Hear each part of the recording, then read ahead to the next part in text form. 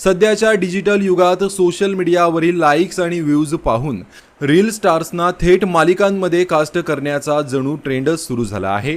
याच विषयावर मराठी मालिका विश्वातील प्रसिद्ध अभिनेत्री प्राजक्ता दिघे यांनी आपला आक्षेप नोंदवला आहे। फक्त फॉलोअर्स आहेत म्हणून रील स्टार्सना दिल्या जाणाऱ्या कामांमुळे खऱ्या कलाकारांवर अन्याय होत असल्याचं परखड मत त्यांनी मांडलं आहे।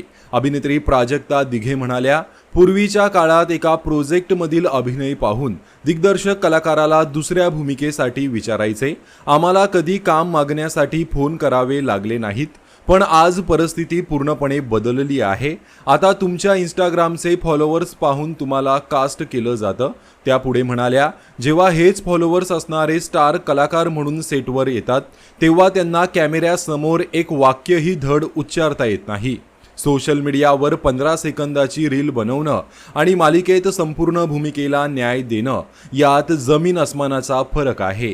केवळ प्राजक्ता दिघेच नव्हे तर याआधी ज्येष्ठ अभिनेत्री गार्गी फुले यांनीही याच मुद्द्यावर भाष्य करत संताप व्यक्त केला होता।